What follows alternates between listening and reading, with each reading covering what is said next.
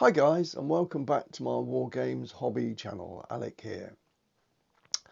I thought I would do a video, a quick one, on what I've been doing, what my plans are for the future, and what I've been doing this last year when I wanted to do something bigger than a skirmish game, because I've got into skirmish games quite a bit recently, mainly because they're good for an evening game, and you don't need a lot of figures for them. Usually about sort of 50 or 60 figures will do.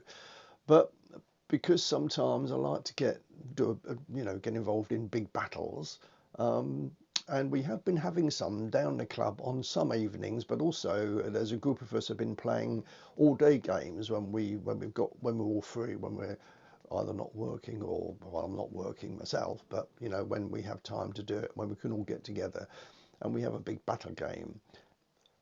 Now, when we do that, because I don't like complicated rules, and there are a lot of rules out there at the moment, some which are used at my club, but I don't get involved. They just do my head in. I just can't take it in anymore. I used to be able to read rules and make sense of them, but these days I find it a bit harder.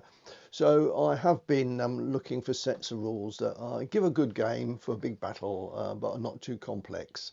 And the ones I tend to use are, here we are, I'll show you them. Black Powder, which is of course is part of Warlord Games, and that's for various periods, which I'll cover later. I use Pike and Shot, mainly for the English Civil War, and then of course I've used House Caesar for the ancient period and Dark Ages, and possibly up to the War of Roses. So they're the three sort of rules that we tend to use, because they're certainly good enough to give a really big game without being too complex.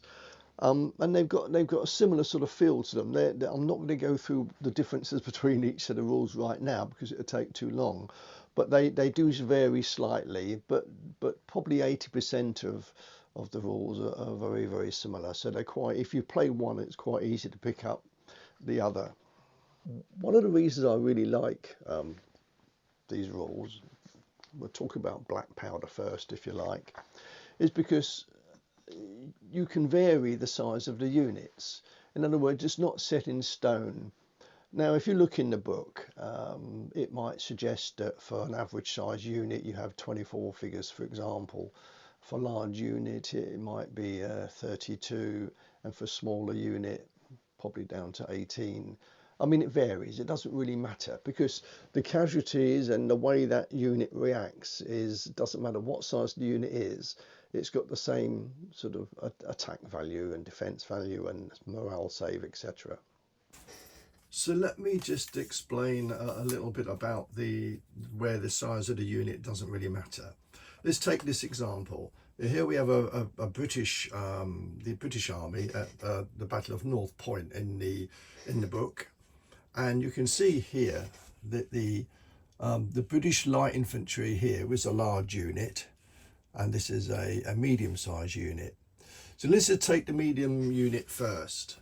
So it's got a hand-to-hand value of 6, which means it throws 6 dice.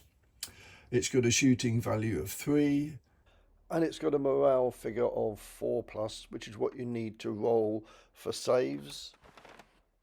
And then it's got a stamina of 3, and then at the end there it's got some other bits that for that unit, what it can do, some specials. So you don't take figures off ever, individual figures off for Black Powder. The whole unit is either there or it isn't. The unit above, which is a large unit, similar stats, but it's 8 hand, 4 for shooting. The morale is the same, but it can take punishment a little bit better with take 4 losses before it has to do a morale test. So you can see there that whether you've got a unit on the table of say 6 or 8 men or 12 men or 24 or even 36 makes no difference to the stats at all. And that means that when you start building an army for Black Powder, don't be put off by the fact that you think, oh, I've got to have 24 men per unit or even more, and that's going to take you ages to paint up. You don't have to do that. You can start off really small. I often play unit size of 8 or 12, and it works just as well as big units. I mean, big units on the table look absolutely fantastic, and if you've got a huge army, then why not use it? And I've got that with my American Civil War. I've got a very large army. I've also got it in 15 mil. I can easily do units of 24, but for my Napoleonic 28 mil, I've only can really manage units of 8, and that works just as fine as if there were 24 on the table. So it makes no difference at all. So that's really quite flexible, and I really like that idea. It just means that if you're starting off building an army for a particular period, you can start off making it units of 8 and then maybe increase it to 12 as you paint more figures. And you can, if you want to end up in units of 24 that do look absolutely brilliant, but you don't need that to play a game. So I just wanted to make that clear. That's what I really like about these rules. They are very, very flexible in terms of what you've got in your army, in terms of numbers of figures. You can still play these rules, and it's the same for House Caesar, and it's the same for a Pike and Shot. You know, you're not stuck to having a particular size unit, and the losses are taken off, not individually. The unit is on entirely there, or it's gone. So does that make sense? I think anyone that's played these rules knows this anyway, but if you haven't played these rules before, then that at least gives you an insight of what you're looking for. So although it's nice to have battles with nice large units of foot or cavalry, they don't have to be. And recently we've had a couple of games where we've had just units of 12 being an average size unit, going up to 16 for a large, and down to 8 for a small, and 4 for a tiny unit. You don't have any of those. You don't have many large and tiny units. Mostly, I would say 90% of units are average size units anyway, with some small units. And when you do use a smaller size unit, where it takes up less space on the table, you might want to do something with regards to the move distances and range differences. Because we reduce them by a third if we reduce the size of the units. But they're quite flexible, and I do think they work really well, and they're not too complex. I'm not going to go into great detail about the rules on now. I just wanted to tell you this is what I've been using, and quite a few people down the club use them now, and we can have a good game. Now, of course, if you want to expand on that a little bit, they do a nice range of supplements. So the supplements I've got for these, so you can have a game, and in the book here there are various scenarios you can play from different periods. I mean, this really runs from mainly the Napoleonic period, although you can do earlier, American War of Independence, French and Indian Wars, through the Napoleonic period, right the way up through to the Crimea period, maybe, and that's so it's quite a wide variety of periods you can do. But for a particular period, you can buy the supplements. Now, here's the first one I bought, which is the Albion Triumphant. So that's the British Army in the Peninsula in the Napoleonic Wars. There we are, fighting black powder battles during the Napoleonic Wars, mainly in the Peninsula. And in there you've got, I bought this because I've got some 28mm French, and my buddy that I play quite a lot, Graham, has got 28mm Spanish. I've got French, he's got Spanish, so that works out quite well. But I've also got a very large 15mm French and Russian army, and for that I bought the Clash of Eagles, a supplement. Now, what these supplements do is they take it the next level, if you like. It covers, obviously, in a lot more detail that sort of, for example, the French in the retreat from Moscow, in 1812, a lot of the battles that took place around that period. And the detail is fantastic. I do love these books because not only do they give you the next step up in the rules to get a little bit, makes it a little bit more complicated, but not hugely. It's very, very manageable. But each book is full of a lot of information from that period. And they go into a lot more detail of the unit sizes, what you can have, what you can't have, the scenarios in the book, and also they go a little bit more complicated with regard to the different formations you can form. For example, in here I've got the Russian army, and they're quite different to the formations they would form as against the French. The French obviously used to form columns, and the Russians used to often try and go into line to shoot them off.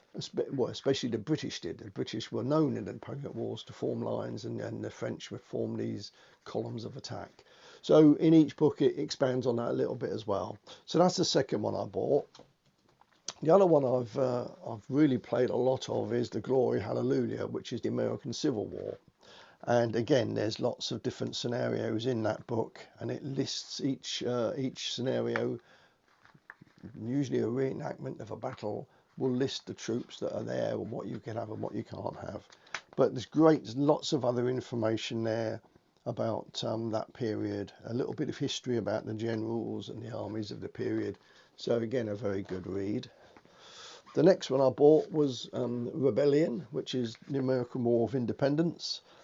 In fact, Dom from Boots on the Table and I had a game just a few weeks ago of one of the scenarios in the book, the Battle of Brandywine, and we did a reduced sort of sized army in that. In each unit, on the average was 8. I had one unit of 12. I was the British, he was the Americans, and we had an absolutely fantastic game. That was down the club. Because we wanted to get a result that evening, we did reduce size units, and it worked out well. Of course, he beat me again. I had him. I thought I was going to beat him, but as usual, my dice rolling let me down a little bit, and he managed to recover, and then he won in the end. But he recorded that. If you go on to, I'll try and find the link, and if I get it, I'll put it down below somewhere in the notes. But go and watch that game, because he recorded it. Go and watch it. It's a really, really good game. You can see how I failed. I mean, I had him up against the ropes, and then I let him off the hook, and basically he won it. So that Rebellion is the American War of Independence, which I've got enough. I can do units of 8 to 12. I can't do units of 24. Well, I could do, but there wouldn't be many of them. So that's the other book I've got. And then the final one, which I bought just a couple of weeks ago when I was down in Entoyment in Poole, because they've got a new place down there, which I'll do a video on that at some point. That's the French and Indian Wars, of course. I haven't got many figures for that period yet. I have some, so I can probably have enough to do a small game. I could also use my American War of Independence, couldn't I, really? I mean, I know it's not strictly correct. I'm sure people will say, oh, that's the wrong uniform, but, you know, I'm sure I can manage. But in there, again, I bought it because there's so much information in there, and it's a really, really good read, and it's a lovely quality book again. And that was £19.80, so I thought that was quite good. So they're the supplements I've got for black powder, and they're always bringing out others. I think there's another one coming out shortly. I'm not quite sure what it is yet, although I've got a pretty good idea what it might be, but I won't say yet. I won't spoil the surprise. But they're always coming out with new supplements, so you can expand on a particular area which you have a particular interest in. And it's the same with how Caesar and Pike and Shot. I'm sure you've seen other books out there. You've seen they've just released a samurai one, which I don't have a samurai army, but it's a period that I've always wanted to do, so I might have to think about that. So you can see I've got quite a few, and they'll keep me busy. If I ever want a big game, these are the rules I go to. Right, so I just thought I would mention that. If you want to do big battles rather than skirmishes, then do look at what black powder, how Caesar and the Pike and Shot have got to offer, because they really are what I call a medium set of rules. On a scale of 1 to 5, they're probably about a 3 complexity, and maybe a 4 with the supplements, but you know, they are very, very playable, and that's what we've been doing in our club anyway. And now that the summer's nearly over, and I'm going to have a bit more time to war game. I'll be doing a lot more, because when there's 4 guys, me and 3 other mates get together, we play big battles for an all-day game. It's one of these 3 supplements we use. Right, so that's it. I just thought I'd show you the supplements that I've got for those rules. I do enjoy them all, and they are certainly a good read. And hopefully, if you did want a battle with lots of figures on the table, then I would recommend, these 3 sets of rules: Black Powder, Pike and Shot, and House Caesar, being a good way to get into that sort of bigger scale gaming. Right, that's it for me, guys. Good talking to you, and see you again soon.